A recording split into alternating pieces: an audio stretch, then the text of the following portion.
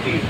No? Kasi unlike yung kay what happened with Dr. Lorraine and Kaelik, because there was a pressure outside, so they were forced to lift it. But this time, kumbaga wala pa po tayong kumbaga active din. Mag-stay muna si Agent Morales dyan. Pero magpa-file tayo ng motion.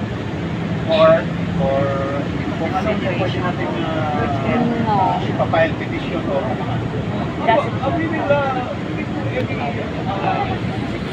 legal remedies to protect his interest. Pero currently, we have to ensure first yung safety niya. Opo, tama. Alam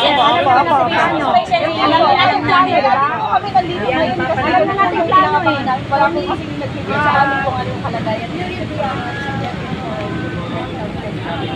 He was underwent yung in-ensure nga ako na healthy and all. Alam na ng plano eh.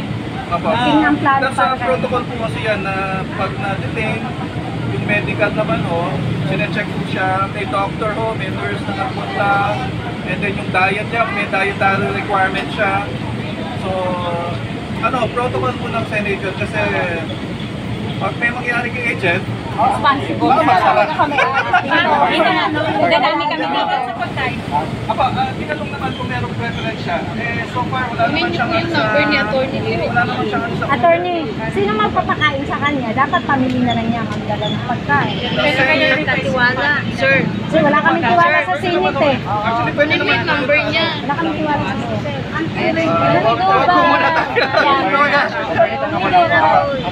May possible po ba na mapaaga ulit po? Meron. Pero po, basta the good thing about it is hindi pa tapos ang hearing. It was only suspended. Yes. So far, so good. Kumbaga, patapos ang laban. As long as Agent Morales safe.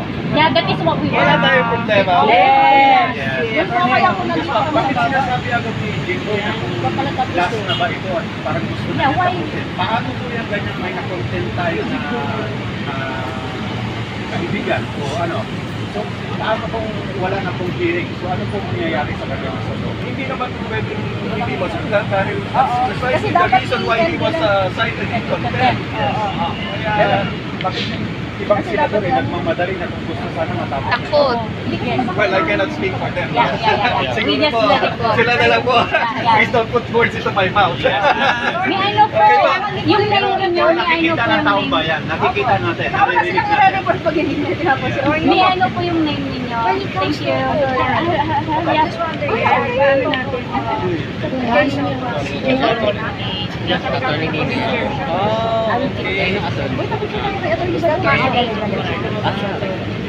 Na magpunta ko na mag-shirt.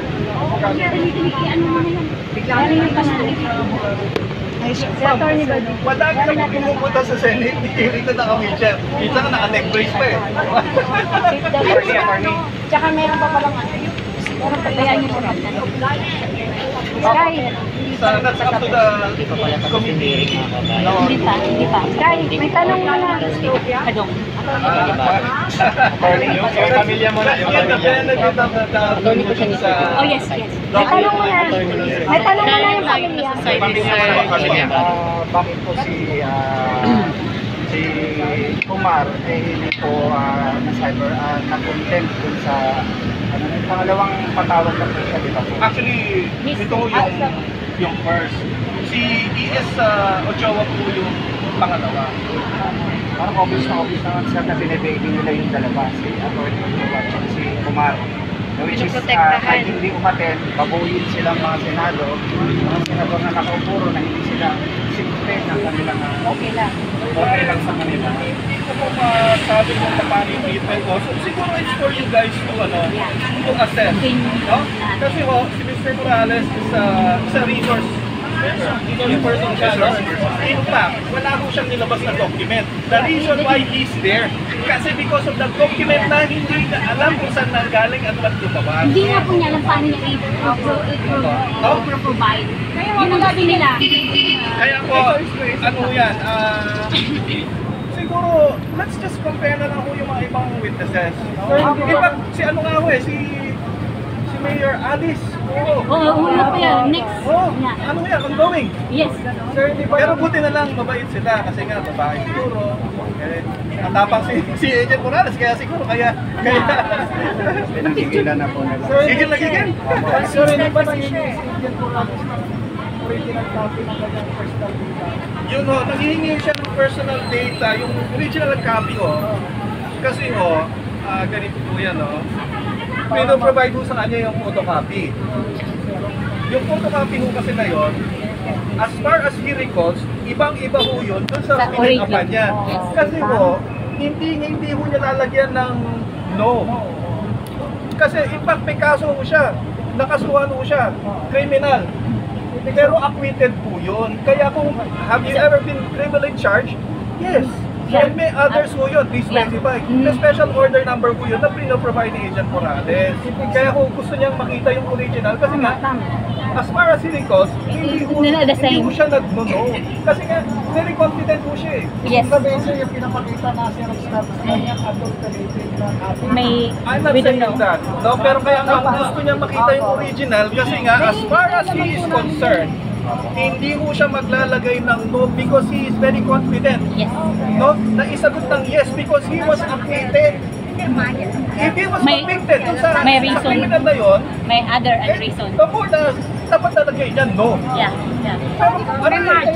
Ibang interview naman po. Wala pa ho siyang criminal conviction to date. No? Wala ho siyang criminal conviction. Unlike ko ng mga ibang tao. Presumption of innocence. There's no presumption of innocence. Not unless proven otherwise. Saka, yung PDF naman po, parang makikita natin talagang hinahanap. Doon lang talaga In fact, yung PDS na muna yan, may violation ng data privacy po yan eh. Kasi without consent po yan. Kaya yung PDS na muna yan, hindi ko dapat basta-basta nilalabas yan. In fact, hindi nga totally related yan dun sa issue at hand. Tama. At yun nga po yung nakikita natin na yun po yung hina-highlight ni Agent Morales kanina na hindi naman talaga yun relevant. Kasi regardless doon sa PDS niya, hindi pa rin naman mababago yung result ng report niya kasi nga po gumawa ng report niya. As far as the document is concerned, no, the only one who can authenticate it is the one who made it. Yes, tama. And kaya ho siya nandyan. Kasi yung authenticate, yes, totoo ho yung document niya. Kasi pinirmahan niya eh. Truth. Ma'am, we are in the same position with Agent Morales. No? Sana ilabas na. In fact, gusto niya na ilabas yun para matapos na ang bagyo sa buhay niya to. No? Masyado siyang nahirapan dito sa case na to eh. Kasi naperwisyo ko siya. Whoever is keeping, who is in possession of that document, Hopefully, ilabas na ako. kahit sa social media ba, para just kasi without the hard evidence, medyo Bukas, nandiyan na yan. kaya lang, Let's go. kaya lang kasi malabong maglabas yan. Hindi ko na-provide kanina yung original na PDS. What they're claiming is it's a certified true copy.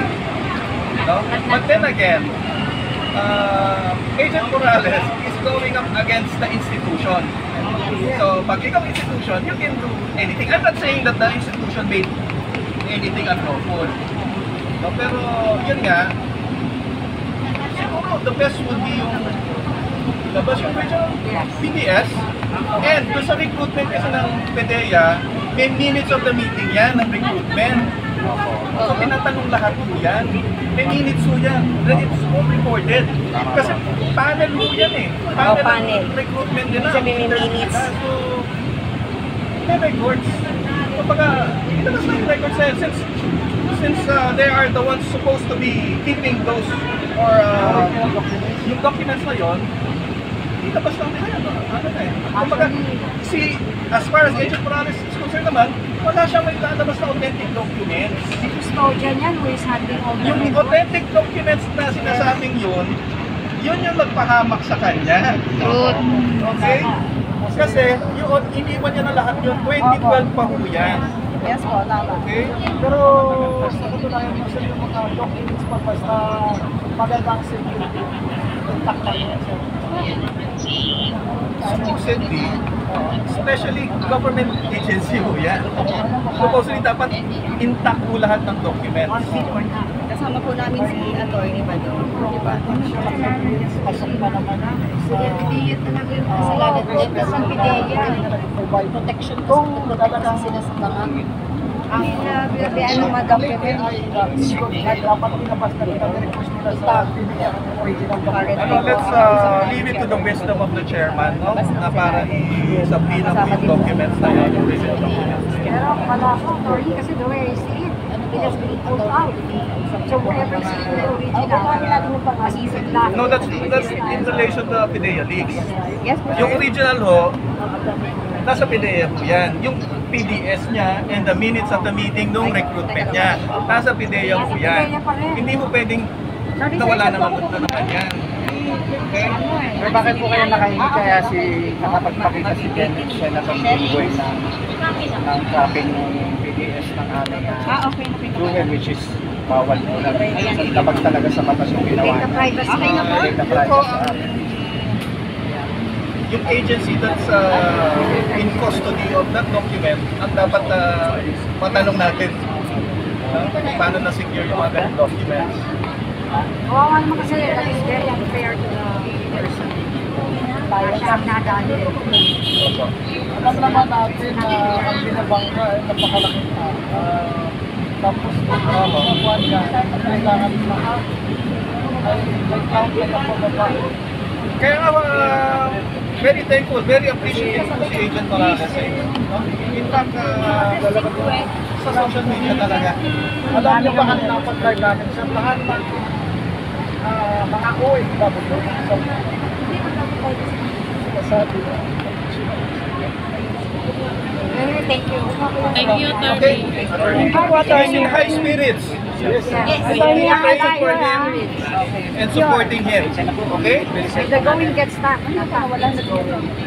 Basta ho, do what he must. Just pray for his safety na not nice with him. Pilit kong binabali, no? Para magbutasan ko siya. Unfortunately, hindi ko siya magbutasan. That's why I took him. Very consistent. Yung consistency mo yung ano niya, yung kumbaga, kasi hindi mo kasi made up yung stories niya. When hindi made up yung stories mo, kahit nakapikit ka na tutulong ka, tinatanong ka, yun natin para isasagot mo. I think kung sila lang ako. Kahit mali. Kasi basta yung mga sagot mo na kasi, hindi mo makakat ng isip mo. kaya ng pinaliwanag ni Picoy nakakisip. Ay, sa kanya ho yan. Hindi mo sa akin galing yan. Ay, attorney na. Kumbaga basta, tutukan niyo si Agent Morales. Okay? Message na lang po sa family. Rest assured po. Katabi kayo doon sa pamilya. Oh. lahat naman. Yes. So, rest assured po, high spirits yung si Agent Morales, no? Lalo na nandiyan kayo. Kaya pakisabi na lang po, attorney, kumbaga, masaya siya. Pero nakapasok ka sir doon sa baba? Nakapasok kayo doon sa baba? Abogado siya eh. Ang council po kasi ni Agent, I mean, any council naman ho, 24/7, Pwedeng pumasok. pwede mong pumasok yan. Ang family members, yun ho ang may limited. Ang schedule is Monday to Friday, 9 to 5. I recall it correctly. Sorry, pero sabi po ng security legitimate pa. Opo, nandun sa guidelines nila eh. Nabasa ko no, kasi yung guidelines nila. Hindi po kasama immediate po kasi eh. No? Immediate family. Opo. Attorney, gusto ko may tanong, saan part siya na cited contempt ni Jingo Estrada? Speedies. Because it is already presumed that he's lying. Kasi nga, yung document na, sinabi mo kanina, hindi mo alala, and then yung signature, Tapos, yun nga yung yes and no na blanks na yun, hindi niya pwedeng sabihin na no. Have you ever been convicted? Kasi very proudly niya sasabihin, yes. You know why? Because he was acquitted. So can they find out who altered those forms? We will get to that later. No? Pero ako ba, first things first pa, i-produce muna yung ano, yung original na PBS niya, kasi doon mo naman makikita eh. Do you think Bidea will do that? Hindi naman yung pwedeng hindi nila i-produce yun eh. Pag sinukli kasi, oo. Pag sinukli, oo. Makita nila. Kailangan mo pero ang nakita ng taong bayan is mas naunang na side contempt yung Tigoy. Apa. Tapos sinunod si Agent Morales. So parang nakakapag-isip tuloy kami mga taong bayan na parang bumanti lang ba siya dahil na-cited in contempt ni Senator De La Rosa si Tigoy. That I cannot comment po, no? Kasi ano po yun eh, let's leave it up to the wisdom of the good Senator Jinggoy Estrada. Siguro siya po yung ano, yung the best person to answer that. Yes. Pero yan po yung nakikita ng taong bayan. Well, yan po yung may kanya-kanyang That's my opinion. opinion. So, Yeah, that's my yan po opinion. yung ano, kumbaga, kung sasabihin ko, I may not agree with your opinion, but I will defend your right Can you still to trust? state that opinion of yours. Do you still trust a person's word during his conviction? Is the credibility is not Actually, ma'am, with regard to that, it is totally unrelated to the issue. relevant. That's irrelevant. Kumbaga, alam niyo, meron laging ano eh, kumbaga, ang tao laging nagbabago yan eh. He may be the worst person yesterday, but he can be probably the kindest person today. That, again, that's your opinion, that's my opinion po. Sige po, okay? So, but, Attorney, thank you so sige much. po. Thank you. Agent Morales is in very high spirits. Okay? Thank you, sir. Basta please continue supporting him. Yes. Continue supporting the cause. Yes. Okay? Yes.